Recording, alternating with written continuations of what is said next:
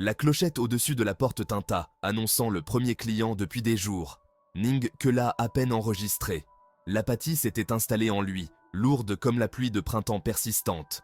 La boutique, autrefois la fierté de son frère, ressemblait davantage à une cage. Chaque pinceau invendu était une barbe dans son esprit. La pluie martelait le toit de tuiles, un rythme incessant reflétant le désespoir de la ville.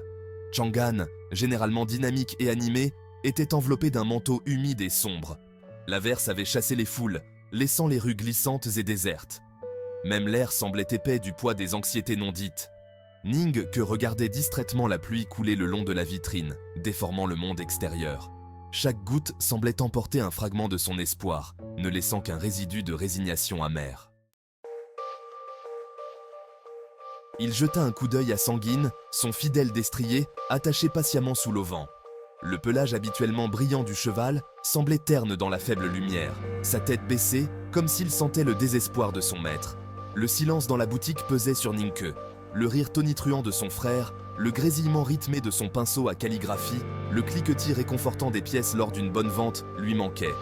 Maintenant, le silence n'était rompu que par le tambour incessant de la pluie et le craquement occasionnel du vieux bâtiment. C'était un silence qui en disait long, amplifiant ses peurs et ses incertitudes. Ning Ke se leva et se dirigea vers les pinceaux de calligraphie méticuleusement conçus, chacun témoignant du talent de son frère. Il passa un doigt sur les tiges de bambou lisse, les pointes de pinceau délicates. Il ne représentait pas seulement un métier, mais un héritage qu'il ne parvenait pas à maintenir. Une toux venant de la porte le fit sursauter. Le client, un homme vêtu de soie fine, inspectait la boutique avec un air de désintérêt ennuyé. L'espoir vacilla brièvement dans la poitrine de Ning Ke, une flamme fragile menaçant d'être éteinte par la morosité omniprésente. Le regard de l'homme se posa sur un pinceau particulier, exposé en évidence sur un support laqué.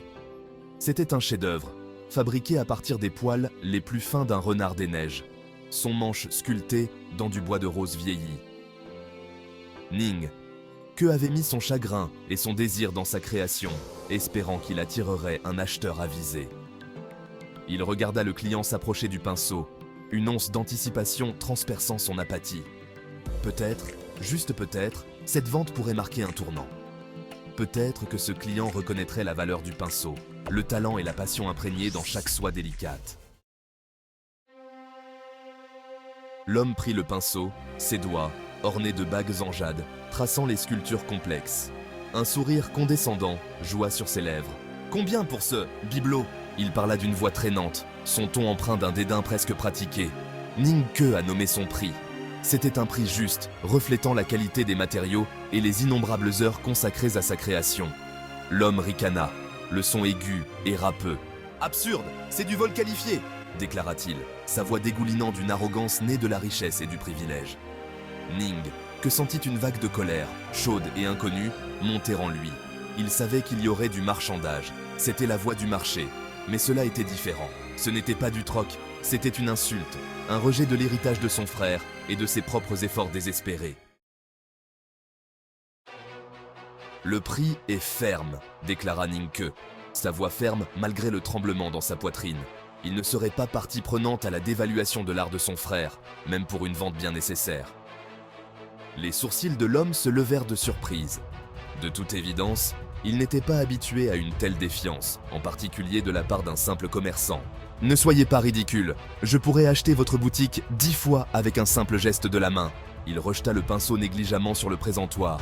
L'irrespect du geste glaçant le sang de Ning Ke. Ning Ke. Alors peut-être que cette humble boutique ne contient rien qui mérite votre estimé patronage. L'homme le fixa un instant, puis éclata d'un rire sans humour et sortit en trombe sous la pluie. La tension qui s'était enroulée étroitement dans la poitrine de Ning Ke s'est légèrement relâchée. Il avait perdu une vente, mais il s'était accroché à quelque chose de bien plus précieux, son intégrité. Il sortit de la boutique, prenant une profonde inspiration d'air lavé par la pluie. Il détacha Sanguine, le cheval le poussant affectueusement.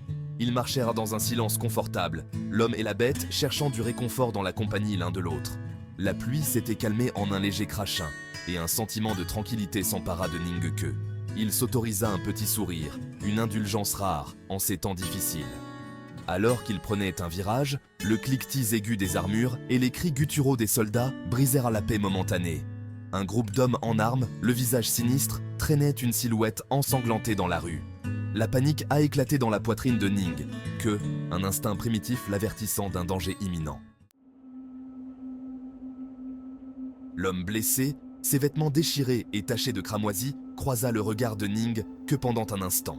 Son regard exprimait un mélange de peur et de désespoir qui fit froid dans le dos de Ning que. Les soldats, leurs visages masqués par un masque de devoir sinistre, ne leur prêtèrent aucune attention. Leur présence jetait un froid dans la rue, un rappel brutal de la tourmente qui couvait sous la surface de la paix fragile de Chang'an. Ning que les regarda disparaître dans la brume tourbillonnante, l'écho de leurs pas lourds se fondant dans le tambourinement rythmé de la pluie. Il resserra sa prise sur les rênes de Sanguine, un sentiment de pressentiment l'envahissant. La rencontre, aussi brève soit-elle, laissait derrière elle un sentiment troublant. La pluie, autrefois source de mélancolie, semblait désormais murmurer des dangers cachés et des secrets cachés au cœur de la ville.